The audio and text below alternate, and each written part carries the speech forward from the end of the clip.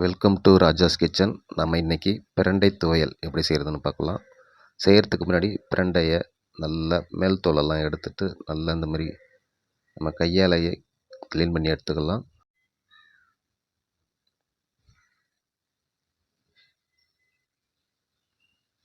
நம்ம பிரண்டை எல்லாத்தையும் நல்லா க்ளீன் பண்ணி எடுத்துக்கிட்டோம். இப்போ நம்ம அடுப்பை ஆன் பண்ணி ஒரு வானலை வச்சிடலாம்.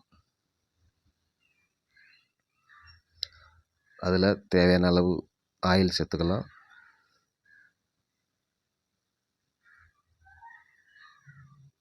ஆயில் சூடானதுக்கப்புறம் சிறிதளவு உளுந்து சேர்த்துக்கலாம்.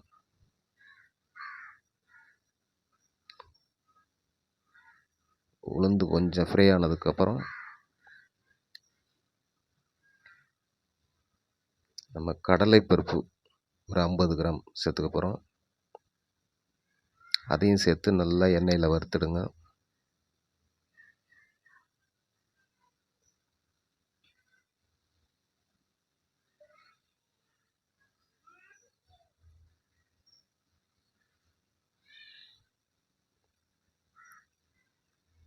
நம்ம கூடவே ஒரு 10 கிராம் வரமிளகாய், 10 பல்லு பூண்டு இதையும் சேர்த்து நம்ம எண்ணெயில் நல்லா வறுத்துடலாம்.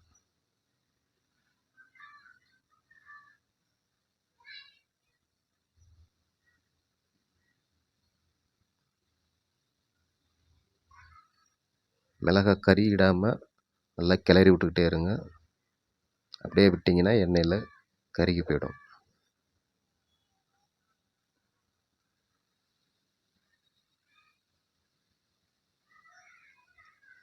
நம்ம கூடவே சிறிதளவு கருவேப்பிலை சேர்த்துக்கலாம். அதையும் சேர்த்து நல்லா ஃப்ரை பண்ணுங்க.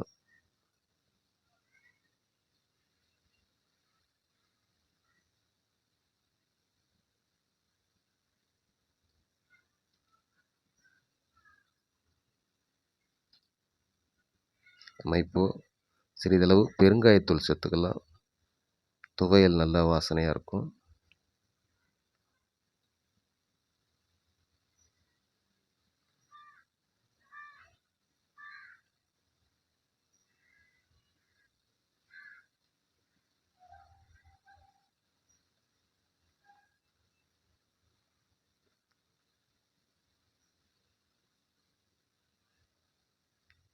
இது கூடவே நம்ம சிறிதளவு மஞ்சள் தூள் சேர்த்துக்கலாம்.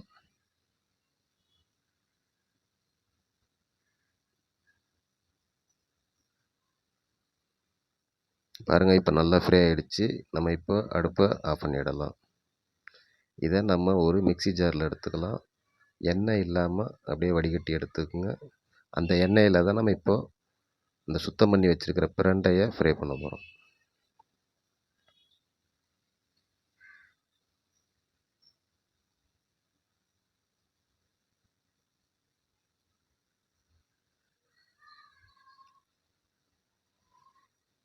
இப்போ நம்ம இந்த எண்ணெயிலேயே பிரண்டையை நல்லா ஃப்ரை பண்ணிடலாம்.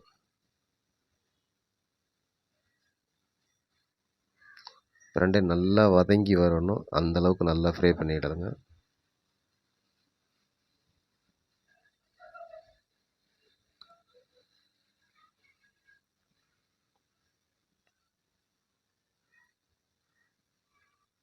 பாருங்கள், பிரண்டை இப்போ நல்லா வதங்கிடுச்சு.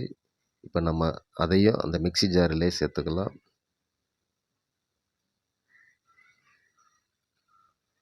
நம்ம அரைக்கிறதுக்கு முன்னாடி சிறிதளவு கொஞ்சமாக கல் உப்பு சேர்த்துக்கலாம்.